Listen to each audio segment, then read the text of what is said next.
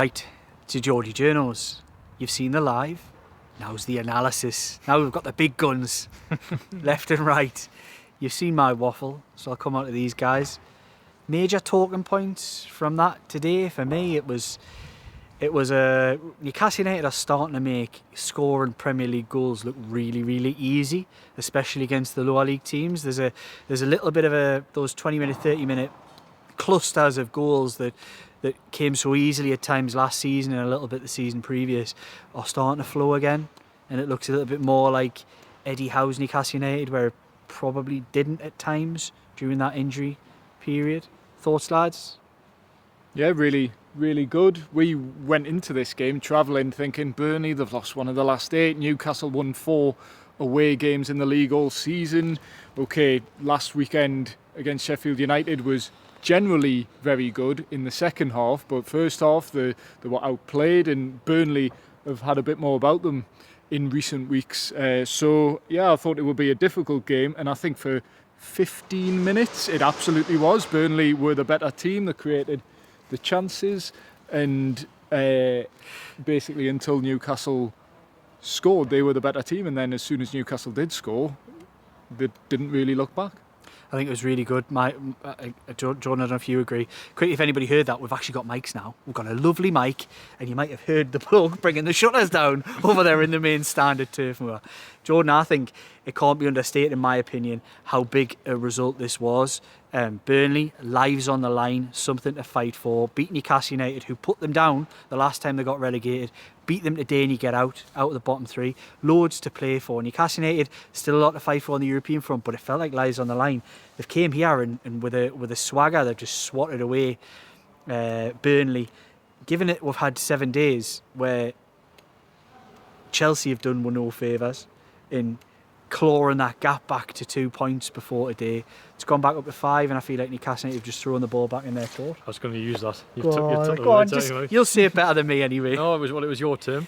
So I just said they put the ball in Newcastle United's court, and Newcastle have just tossed it back with interest, really, haven't they? Like said, if you can go, we can go too. I thought this was a really difficult game and difficult place to come, and I think they've shown a real let's say top end Premier League maturity in doing what they've done today. Yeah, they looked like the team of last season in many ways, with the way they just sort of blitzed through that. Was it an hour period where they went and scored? Could have been 10, mate. Goals? It could have been 10 today. To be fair, the end wasn't great, but that's because they made so many substitutions. If Newcastle really wanted, they could have kept the same players on the pitch and probably won that by a lot more. Yeah. But yeah, I mean, there was loads of examples last season where they just had 20-minute spells in games where they literally just blitzed teams. They did that today, but you could probably argue you've done that in patches this season, although it hasn't felt that way. I mean, was it now 77, 78 goals for the season? I think so, yeah. I think 81 is the highest. I think it's the third highest overall, but I think the first season they came up, where it was a 42-game season, I think they scored 81, 82 goals. So there's still a few goals off that, but could do it. They will beat that. You reckon? Is that your big claim? 3 games left to go, right? Yeah, I think they'll beat that. Well, if they've scored what, 70? 78. 78 to 28, of course they'll beat that. Highest. How? 80 odd. There's 3 games left, Lee. What did you say? Man U away. Right, what did you say? How many goals? Like 82. How are they going to... 5 goals in 3 games. 5 goals in 3 games? Right. They just scored 4 the day. Okay. Brighton at home. Get in the middle. Brentford. Man U. If you think that 5 goals, have a little Newcastle get in Europe. Should we shake? Do you want to have a little Geordie Journos bet on this? Or not? Or just like you bet there would be 5 Champions League teams. Oh my God. Lads. I didn't bet. You said I was a daft. I said I think it was certain, and I think in any given season, more than a bet. I think in any given season I would have been right. Apart from this one, obviously. Matt Ritchie could have scored today. Yes. God, he nearly did in his own net. I mean, we'll not talk about that. Which led to the consolation. A few players could have scored today. But no, I think I'm laying it on the line. I think they'll get 83 goals. They'll beat Brighton 5-0. I mean, I'm just relying on your stats here. I don't know if they're reliable. I could be a goal wrong. I'll get my phone up. Yeah, get your stats on. It's Jordan's birthday today as well. Oh, I mentioned it, but I'm glad you did. I mentioned it on the live. Oh, did you? And you should see the comments coming in your phone. Oh. There's a lot of people wishing you a happy birthday. Well, thank you everyone who's wishing me a happy birthday. I've had a great day. We didn't quite get to the 20. What was it? 27 again? Was it the goal was difference? 27 I said it, goals. Eddie. The goal difference. I'd heard That's how old I am. by I'd the heard a way. little rumour that the Newcastle United squad were determined to get a plus 27 goal difference today to mark the Jordan's 27. That may or may not be true. Of course. Yeah, it definitely isn't. Right, yeah. Dom, I feel stats coming Scored on. 82 goals that season, the first season Yeah. they came up. And this season they have scored, if my phone were to load, 78, as we said. So yeah, it was right.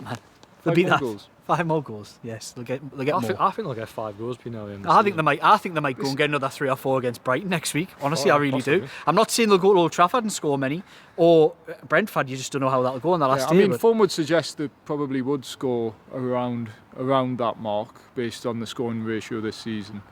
But this video could date terribly Chaos. if It's we're saying you could score 4 goals against Brighton. We're just happy. But we'll see. Yeah, 9 goals in the past 2 games, isn't it? So and then take out the one in between. They went and scored 4 against Tottenham Yes, at they home. did, aye. Newcastle United is a different beast at St James's Park. Yeah. I think they can. I was saying, I can't remember who was saying this. I was talking to somebody about it the other day, and I genuinely believe Newcastle United on song, no matter how they're going, if they can click, I genuinely think Newcastle United could beat any team on this planet at St James's Park. I just don't think it's. Well, yeah. I genuinely don't think that's even difficult. I think they can do it. Put Real Madrid at St James's PSG, Park Champions League on any given semi-finalists. Champions League semi-finalists, and they might go and win it. Dortmund, there was chances to win that. By Man the way. City, arguably still the best team on the planet. And it's all, well, I'd it's say they always a clicked goal against frenzy. Man City. Man City still was- got the job done. Because didn't they're a they? top-class team. Yeah. Well, that's because Newcastle had lack of options on the bench. If we're going to go back, I mean, think It was, about wasn't it? It Yeah, was. so But the- Couldn't change it. I think this Newcastle United team, and is this the soundbite we need? Is this Newcastle United team can beat on its day can beat any football team that you can put together on this planet. The I think catalyst they'll for go. that At St James's statement. Park at any ground. Yeah, at St James's. At St James's Park. Yes. I was going to I'm glad say you added that. the catalyst for that statement being a 4-1 Definitely, win. definitely not in a cup final. No, no, not. Probably not at Wembley. But I think at St James's Park they're a match for any football team on the planet, and I actually don't think that is a ridiculous statement or anything that I think a lot of people out there will probably agree with as well. Yeah, no, they are different beasts. Man City are the best team on the planet. They still probably are, and Newcastle United have already swatted them away once this season. Yeah, beat them, man. So Yeah, I don't disagree with that statement. Brighton, I mean, the worry about this running, etc., was the away record. yeah, definitely. And they've banished some demons, shall we say, today by getting that result, because this was a tough place to go. 1 defeat in 8 here. Burnley win the day, they've got a chance of getting out of the bottom 3. Obviously it wouldn't have worked out that way because of Forest's result, but it's almost like Newcastle have popped their bubble. But there was a lot of optimism in this ground before There kick-off. was. So the first 15 minutes Burnley came out firing, but Newcastle just showed their class in many ways and just strolled to victory. I think in the end, it's not an easy thing to do. It's they haven't done that too often this season, but it was away from home. It's probably one of the best results I've had this season in terms of away from home, and just in terms of the entire performance, because it was pretty much control from start to finish, bar the opening 15 minutes and bar the final 15 minutes when they made the Yeah, subs. they lost the way a little bit after the subs. Do you not think today they had to sort of win the occasion more than the actual game itself? Because when you squared Burnley, we got the team sheet an hour before, or maybe heard the team half an hour before that. You go 1 to 11 and you front them up. Newcastle United have got better players in every single department. You'd struggle to find any who would get in the Newcastle United squad, although, you know, with injuries at the moment, you maybe would. When you front them up, but it's more about, football's never just about that, is it? And as I'm talking about with St James's Park, there's probably not that many Newcastle players would get in Real Madrid's team or PSG's team or Manchester City's team, but it's about the occasion. And I feel there was a real feel good and there was a momentum with Burnley going into this game. And Newcastle had their own little mini momentum as well, but there was a momentum about this that we can get out of this, and Newcastle United just came and popped that bubble. Of course, the pressure builds as well, no matter what anybody wants to say, and you're always looking up, and I had a lot of positive people in my Twitter feed this week saying, never mind Chelsea, we're in for Tottenham, we're going to get ahead of Man United, we're going to do this, and that's entirely possible, all of that. It wasn't too long we did a video on saying they couldn't finish fifth. Well, no, I'm saying that, and I'm not saying that it's never been out of the equation, but I'm never much of a dreamer. I'm more of a realist in that respect, and I'd always seen top 7 is just that's got to be the benchmark. Get in the top 7 and great secure season if they Europe, do it. and no matter what you do after that is no bother. So that's why I'd always be looking over my shoulder thinking, what are they doing, Yeah. rather than looking ahead saying, balls to them, we'll get them in front. So I think you know, all told this season, if Newcastle United finish in another, just said this on the live, with all the adversity, all the problems they've had, to finish anywhere in a top six has got that feel. Like Yeah. a top six finish isn't. A It's top more seven traditionally Europe, isn't it? A top 7 doesn't feel quite as good, even though it's one place and wouldn't really be much different.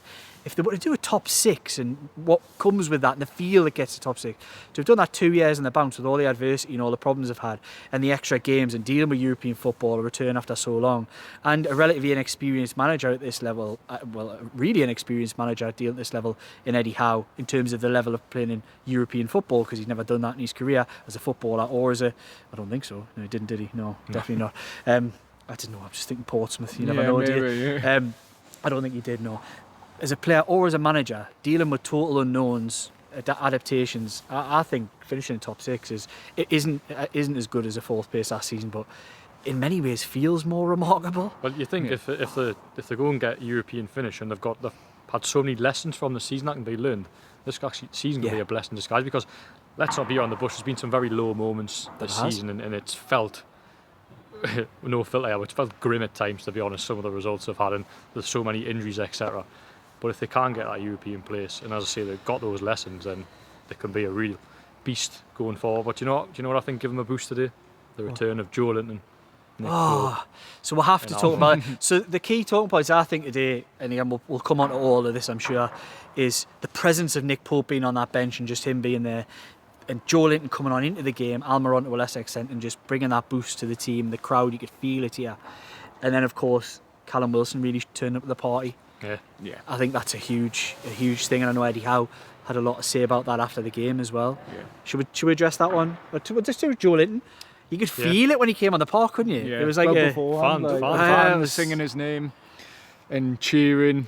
Him and Almiron had a very different impact on the game, I thought. Almiron did a lot of running around, looked energetic, wanted to get involved.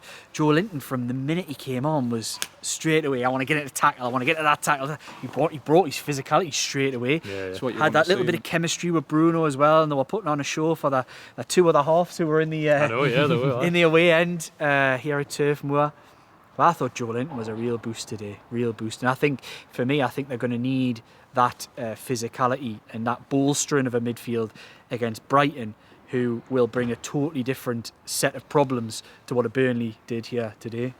Yeah, definitely. But speaking of boosts as well, I think a big boost we saw score at that end, Sean Longstaff, a player who really needed a goal and deserved it. And I thought he was very good in the first half. Faded maybe slightly in the second as Newcastle had the game won, but it was great to see him back amongst the goals. I think it's 7 goals this season, which is a really good return for him. Could have a lot more. Yes. If he stays on his feet in the box, he probably could have a few more. You know what, I think it's been a difficult season for Sean Longstaff. He's had his injury problems. He's had Still issues. his best scoring season. His best season in black and white. He's written himself into the history books by scoring against PSG in the return to the Champions League. And look, I don't think he'll look upon this season as his most positive of experiences. I think he's felt the criticism that's come his way, which I think there's positives and negatives too. I think any player should be accountable to fans, and I think when he hasn't performed well, he's got to learn to take that on the chin. He's got to learn to not feel it as a personal. I don't believe any fan, none that I know, see it as a personal thing when they criticise a footballer. It's nothing to do with the person itself. And I think maybe he could do a little bit of soul searching in himself if he's allowed that to get into his own head and into his own performances, that it isn't personal. I think it's got to be. We very much, I know all 3 of us as journalists, it's never. We get criticism for giving marks, don't we? You're after giving marks 6 out of 10, 4 out of 10, 8 out of 10, whatever it may be. It's not personal. It's not a personal attack on the player. It's just purely judging that 70 minutes, 90 minutes, 84 minutes that they produce on that park and judging it there and then. I think actually you captured Sean Longstaff's mentality at a perfect moment when Newcastle just got a great win against West Ham. I think it was 4-3. And the first thing when he sees a journalist in the press box speaking about the game is, I hope you're not hammering me. Yeah. Like, that shows where his mind was sad. at. It was really sad to hear, I thought. But the fact he's come in today and got his goal and has looked better for it as well. You saw after the goal, I thought he really came into the game and was one of Newcastle's better players in the first half. So it was good to see. When Bruno really, it helps, the 2 of them were sort of sitters, weren't they? When Bruno really started a swagger into the game when he started pulling things and moving things around. I thought Longstaff really settled in as well. He maybe needed that alongside him just to settle him in. Yeah. And it was a lovely finish for his goal. Really nice. I honestly think that's an underrated part of his game. He's got that in his locker. It's just, I think he's really lost his confidence, and hopefully that brings a little bit of that back in. But I think a lot of the off the field stuff he can, I hope one thing he learns from this season is that it's not a personal attack. If anybody does criticise, I'm not talking about us, because I think really as a channel we've probably been one of the most positive about Sean Longstaff and other players. Yeah, absolutely. You were his personal cheerleader. I was at the start of the season, but I think it was justified. It was deserved, yeah. I think he was excellent and dovetailed brilliantly with the players around him. Then when things started to go wrong, he really suffered and struggled. Maybe that's a reflection on the levels of players in the squad. Maybe I joked about it on the live. We joked about when we're sitting. Is there a team? And this isn't Sean Longstaff specific, by the way. I want to make that clear. Is there a team that has a bigger disparity between their best senior player and worst senior player in the Premier League? Is there? I mean, there probably can't be, because Newcastle's good is so good, and then I'm not naming names, but the players who are at the lower end of the squad aren't very good, really, when you think about where Newcastle are in the Premier League. I mean, Man City could probably put 4 squads together, and certain players in our 25 wouldn't get near them. But it's because Newcastle have spent so much on top quality players, and then they've hit the brick PSR wall, where they can't go and continue bolster to build. it. Yeah. So then they've been left with, as you mentioned, players that are probably, without disrespect, lower down in the wouldn't get on ranks. Burnley's bench, really. No, some of them wouldn't. Newcastle's, Some of them wouldn't, and that's almost it's testament in some ways to the acceleration that the club's had in the last 2.5 years, isn't it? Yeah. That some of these players are still around or still in and involved in the squads, when I mean, they must be pinching themselves to be around some of the footballers that they're with. I kind of want to make sure this video we really do wax lyrical about a certain player who, in my opinion, people have been writing off at their peril to an extent. That's what Eddie Howe said. Did he? Yes. No, I really agree with that, because I think there's a and this isn't a criticism of fan views, isn't a criticism of the way people talk or view things, but I think there is a interesting minority who see maybe a player linked. It could be Miggy Almiron, it could be Sean Longstaff, it could be Callum Wilson, Kieran Trippier, and in their heads sometimes just write them off totally. Say, right, he is now dispensable, he's not the man. Kieran Trippier has actually experienced a little bit of that now, that people forget how good the player is when he's not really involved, and the team are doing well, and they see it as a saleable asset, and they go, right, well, he's gone, so we'll forget about him, he's gone. Callum Wilson's had it loads this season since he was linked with a move away in January. I think it could be a minority or majority, I don't know, without anybody know. Jump in the comments and let me know. Do give this video a like to make sure it shares around. But I think there could be people, and there are people, I know there are people who have Callum Wilson totally written off. I'm not necessarily saying they've written him off because of his ability. They may well have written him off because of his availability, not his actual ability. I think that was a hungry. Gareth Southgate was here, by the way. Yeah, he was. Yeah, Gareth Southgate was here, and that was a. Nick Pope will be disappointed, by the way. That'll be. Did well from the bench. That was a really hungry, physical, raw Callum Wilson. That was I love that kind of centre forward performance that we've seen from Callum Wilson today, where he's jockeying, he's hassling, he's getting involved, he's got a boot in for something he probably shouldn't have, but he's just getting under people's skin. I think that's Callum Wilson at his very best. Yeah, point to prove, I thought. Maybe not to Eddie Howe or his teammates, or even us to an extent, but maybe certain fans, and certainly Gareth Southgate, who where he was probably front and centre of Gareth Southgate's mind for the last tournament after Harry Kane in terms of strikers, where he was in very good form. Now he's dropped down that pecking order due to injury, and now it might not be quite enough, but he's doing all he can. And Eddie Howe said, if Callum Wilson sets himself a goal, he'll do everything he can to try and achieve it. Yeah, I don't doubt him. He's a mentality monster. I'm just sad his body lets him down, doesn't it? That's the saddest thing, and that's why people write him off. Yeah, it's like a loop, isn't it? Yeah. We big up Callum Wilson, and then he's got a hamstring injury and he's going to miss the next 3 games. That's the problem. Like You mentioned that's the issue. No one doubts Callum Wilson's ability. Do they though? Because I think people fall into a malaise where because they've already think, he's going to be gone, they almost just cast him aside. I genuinely think some do. I mean, I'll go back to the video me and Dom done before the game. We said that. Well, I said anyway that in terms of Newcastle, in terms of Premier League strikers, Newcastle probably have the best 2. The best duo. Yeah. Probably. Yeah. I think Man City might argue with you, but I think I would say they do. Average. Yeah. If you had like a list of name the top 20, Newcastle would Yeah. have the best average because they'd probably have potentially the second best, and Wilson would be somewhere 7 or 8. I nine. bet you Yeah, both of them yeah. got the best goals per minute ratio this I season. mean, yeah, it's Wilson possibly less so because he played a good chunk of games, didn't he, where things didn't really fall for him. Did he? he's got Yeah. 8 goals and 9 starts. So in terms of Starts, starts, it's very yeah. good. It's just he's come off the bench and scored a few, hasn't he? So yeah, he was really, really, really good today. And I don't want to see him go. That's the thing. If they can do it this summer, I'd rather keep him. But I think the dilemma people are weighing up their head is, well, it's not enough money. We can't go and sign a third striker. Whereas I think if there was a guarantee you could sign a third striker and keep Callum Wilson, I You don't would think do that. anyone would. Yeah. But I think the dilemma as well, to have to sell Callum Wilson to then get in a second striker that can then be back up the. They just potentially leave Isak themselves in and- the same position, though, don't they? But they need a third striker. That's a problem. do. But can they do it? Can they get a third striker without having to sell a Callum Wilson, for example, and make money off him? I think that's a dilemma people weigh up. But if you have Callum Wilson, Isak, and a striker who can essentially play every game and be as a rotation, like a Chris Wood, but not Chris Wood. You want a better look. He might score the odd goal here and there for Nottingham Forest, but he was never very good for Newcastle. He put a lot of effort in, but he wasn't a very good player for Newcastle. No. They just need to find a player who's better than that, who has the same levels of availability as Chris Wood, but can actually chip in with goals. But the situation you've got with Callum Wilson at the minute is he's got a year left on his contract. He's 32. yes, Is now it's probably a similar situation to Kieran Trippier and Johnny. Do you cash in because of that, because of the PSR pressures? Cash in only becomes a question if it's a necessity to me. Yeah. If it isn't a necessity, you try and keep the better players that you've got.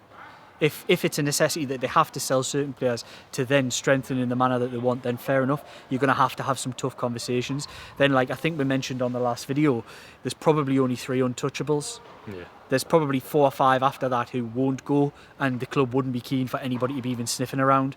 Then after that, everybody else is fair game. And Yeah. Wilson falls into probably the fair game category, only because of his age, like you say, contractual status and his fitness. Yeah. In terms of ability Yeah. and goals, his goals are incredible. I mean, he went to number two in the Premier League era since Yeah. '92.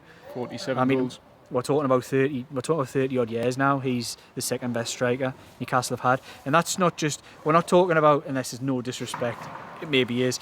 We're not talking about Shola Amiobi here, who plays 12 years and scores 40 odd goals. We're talking about a bloke who's only been here 2.5 years. Yeah, and and has it- missed and half the probably- games yeah, as well. and- Playing the and- quarter games. If he'd been able to play, and this is the thing people talk about, how do you replace a Callum Wilson? I think this very much falls into Eddie Howe's problem is, how the hell do you get a bloke who, if played every game, would get you 20 goals in the Premier League? You can't, Like, so it how costs much you another does that 60 cost you? So are the faults of Callum Wilson, is that, Is it worth it? yeah, it's a really difficult one, and that's why I think they've probably got to go a different way. I don't want to see Callum Wilson go, because I know he's got goals in him when he's fit, and if they can get somebody else who can do that, the donkey work, That's what I can mean, do 'cause the 20 minutes where you- Wilson can't. You don't want to be in a situation next season where you've got Isak and Wilson available, No, and then Anthony Gordon can play as a striker, but It's not his position. It's We've not. we've had trials of that this season, and it's just it worked maybe for the odd game, but it's not what you want, because Anthony Gordon's best position best is out there. out on the left, and yeah, Callum Wilson, Eddie Howe, we really waxed lyrical about him. He said he'll do everything he can to keep hold of Callum Wilson, which shows where his head's at. Okay, speaking to the media, take it with a pinch of salt, but Eddie Howe spoke about Callum Wilson's value to Newcastle United is far greater than what Newcastle would have to pay to replace him. If And I they- agree with they them. got rid of I him. would, Yes. if unless it's an absolute financial necessity, I agree word for word with Eddie Howe. I would do absolutely everything to keep Callum Wilson at this football club too. Good. All agree. I like that.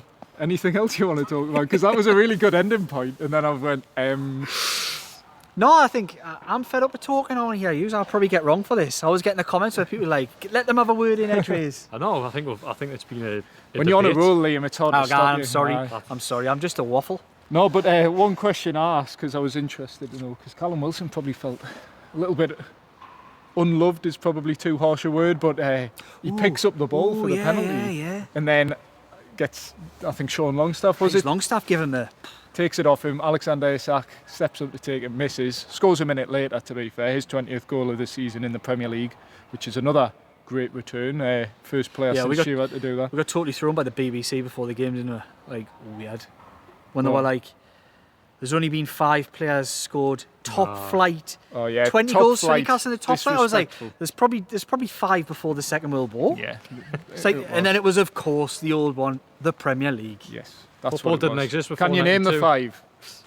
Yeah, can you? Yeah, Toon come on teaser. then. Oh, Geordie Journos teaser. we'll love our fellow YouTubers. Craig Hope's a good friend of the Geordie Journos, and he loves to do in his Daily Mail column a little Toon teaser. Have I nicked that, have I? You have. Who said Toon teaser? Sorry. Jordan said Toon Yeah, teaser. he does Toon teaser. sorry. Sorry, Opie. Sorry, yes. Sorry. I'm sorry. But right. Geordie Journos teaser. Yes. So yeah, the 5 Newcastle United players who scored 20 or more goals in a single Premier League season. Alexander Isak being one of them. Off years ago. So No. yeah. Right. Yeah. So yeah, Isak steps up, misses a pen, scores a minute later, and then I asked Eddie Howe about that, and he basically just said, Callum Wilson's hungry for goals, but Isak's the penalty taker, which must have been a tough decision because both of them have a perfect record from the penalty spot. So Eddie Howe said that. Go on. No, Eddie Howe said that Wilson graciously handed the ball. Yeah, that's what he said. That did not happen. I'd love to see the replays. I've only seen it happen live. I'm pretty certain Sean Longstaff, he had the ball like this, so firm, and it must have been like a lapse of concentration. Longstaff's got his arm in and just went whack, and smashed the ball out from his arms. Very gracious. Gracious. You accepted It it. made me laugh anyway. I tried not to make eye contact with Eddie Howe. And he said What that is I was this laughing. with Premier League strikers and Premier League penalty takers all fighting with the each other? Chelsea Stop. farm Stop being a bunch of. I can't say this, a family show, but Yeah. come on. children? It is the bloody children. You've got a penalty taker. I don't care whether you're hungry for goals. It's actually not very good. It looks really bad. It doesn't look good. Did it put Isak And he off? missed the Did it- first did- time. Did it distract him? I That's said it. it might have. Well, I think you're right. yeah. Because he's looked like a bloke who didn't know how to miss. Yeah. Keepers could not read him, and he's passed it straight to this one. I think Wilson, without meaning to, has got in Isak's Wilson head. missed the penalty. Wilson missed the penalty. Poor Callum Wilson, no. But like I say, I would. Who takes the next one now? Isak, Still. 100%. Right. Yeah, he's the penalty. He is the He's the, penalty. he's the man. That's what So there Eddie was Howe people said, in the so- live. The questions they were posing. Your dad was in the live again. Oh, was he? I was jumping in with a few comments. Good. People were asking about team selection. Were they saying, do you just go with the same team again? Now, that was a popular thing that we talked about in one of our videos that we talked about what we're disappointed with when Eddie Howe pulled off a little bit of a tactical masterclass against Tottenham and then just went, go on then, lads, same again against Crystal Palace. He's done something here. For me, Brighton posed a whole different set of questions. They literally carved the biggest hole ever straight through, with them straight balls straight into the centre forward, which they do a lot. Straight through Newcastle United. That can't be allowed to happen again. And I think if they play with the same team and formation that they did today, I think that happens again. Yeah, because we saw it first 15 minutes, a little bit. The way Newcastle just parted and Burnley had a good, I think a better team or more clinical team may have took the lead, and Burnley even had a penalty shout as well. So, yeah, Newcastle, I hope they can start the game well against Brighton, because that's something that we haven't actually seen. They've recovered and responded well, but slow starts, bar probably the Spurs game where they were decent and then finally came into it after taking the lead. Was they've less been of a lacking. lengthy bad start today. I mean, I would say it was 15 minutes today, Yeah, wasn't it? but it was Rather bad. than 50 against Sheffield United. I was thinking Newcastle made a terrible start here. Burnley have had about 3 shots, pressure, and it was 3 minutes played. I thought it was probably about 10. You lived a lifetime in Yeah, I was like, that first God, 180 this is going to be a seconds. long afternoon. 3 minutes played. So yeah, Dom aged more than you in those 3 minutes. Yeah, apparently I've been 27 for 5 years. I thought I'm his boss. I deal with the paperwork. I'm certain you've been 27 for about 3 years. Yeah, I don't want to open a frenzy in the comments so people predict how old I look by I know. now. Yeah, But yeah, How old does Jordan look? there'll be some rough comments. Please jump in the there. comments. Give it a like. If you think he looks older than 27, Don't say it. Don't say it. give it a like. If you think he looks younger, give it a share. Which one do you prefer? I don't know. I'm just waffling again. hard paper rounds in Wallsend, aren't they? Oh. Lads, terrible. Oh, they're easy. Let us know. Terrible, this one. If you think your paper round the walls end was hard, give it a like. Yeah. Right. I don't know. have we talked too much? We've all been laughing too loud. This new mic I will know. probably have blown. People will be complaining. Turn it down, lads. They'll be deaf. They won't be able to hear the next one. But Well, we had fun anyway. yeah, the European picture now. It's the ball. Oh, we touched on Well, we that, did, isn't but it? you have your say on it. No, well, up to 6th now. The momentum. You were speaking before the game. Chelsea are the informed team. You look at the form table. Newcastle are actually the informed team in many ways. The way they're beating teams. Okay, they had the little dip against Crystal Palace, but before that they were in very good form. I think they'd won 3 out of 4. Now they've won 3 out of 4 again, maybe. So they're in a very good vein of form. I said on the When live. they need to be. I said on the live. Just shouting in the Someone's background. kicking off in the Some back. chaos going on behind where you are at Turf Moor. The last one's in the place, apart from the cleaners, as ever. I think Newcastle and Chelsea, both to their own credit, have created a little race which didn't look like it was ever going to be a race. I think if you roll the clock back 6 weeks, 2 months, I'm probably wrong with my timings. If you roll it back a little bit, it looked like Tottenham were guaranteed to finish in the top 4 to 5. And nobody would break that top 5, which still looks miles away. unlikely, but it's closer than it ever has been. And Manchester United would seal that 6th place. I remember we it was probably had almost these nailed on. we kind of had these conversations talking about, they might catch Aston Villa at Man United. They were, getting wins out of nowhere. Fast forward, Newcastle United and Chelsea, because of that run, the form that they've been on, have created a 4-team mini race, which kind of fits probably 3. One of that 4 is going to lose out. I mean, the bookies would probably still have you down as Chelsea will be the one that misses out, and the ball goes in their court tomorrow. Can they go and it is tomorrow, isn't it? Yeah, West Ham Ham. at home, man. I think they'll beat West Ham, but you just never know. The times when Chelsea, have Chelsea broken their mould? That's what the fear that I've got. If they have, then I think it's going to be so tight this back end of the season. Yeah. The mould that Chelsea have built for themselves is they can go and beat anybody on their day. They can put a performance in against Man City, then lose to somebody else rubbish 3 days later. They've I done it think all all season. 3 teams have had fairly comparable seasons though, where it's just been lacking consistency. They'd be great one week, poor the next, had injuries, loads of injuries, all 3 teams really. So yeah, I think it's been fairly similar seasons for all 3, and it's reflected in where they are in the league table really. Monday night's as big as tomorrow in this little race.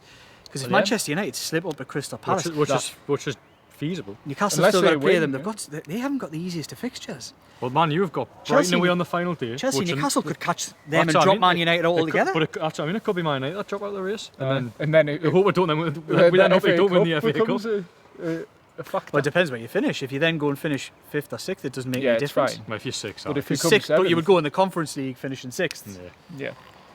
So yeah, interesting. permit. But yeah, if Man U drop points at Palace, then Newcastle stay 6th going into the Brighton game, which is at least a boost with 3 games to go. I thought it was a great result this day. I think honestly, It's really good performance as well. So away from home. right, shall we wrap it up, lads? We've got to get back. It's his birthday. Did I mention that? It's his birthday.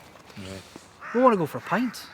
we do. And I'm sure many a of couple. yous out there will be doing exactly the same and toasting what was another successful weekend for Newcastle United. Fingers crossed they get a favour from West Ham, and fingers crossed Crystal Palace do exactly what they did Newcastle United a couple of weeks ago and perform and pull something out of the bag against Manchester United. But even if they don't, it's all still in Newcastle United's hands. Newcastle United win every single game they have left this season. They will guarantee finishing 6th at the worst. Facts. Facts. Talking facts. Right. We've loved it.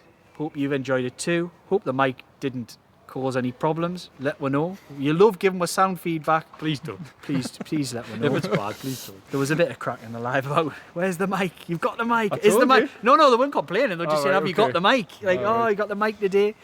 And I said, no, I don't need it because I talk loud enough. Right. Like, comment, share, subscribe if you like what we do. Click that bell and we will all be back. Possibly with another midweek because we quite enjoyed doing that. If we can get one in there, I think. Shall we that's- invite questions again? Yeah, I tell you what, we'll finish this video. What do you guys want us to talk about? There was a fantastic. What was the guy's name? Steve. It was Steve. Put a 88 set or of questions, set of questions together that we went through and addressed. If anybody wants to do something similar, give us 4 or 5 questions. Put them in the comments. We'll assess them, and we might do the same again this Tuesday or Wednesday. Right. Cheers, guys. Like, comment, share, and subscribe. for all your Geordie Journals content.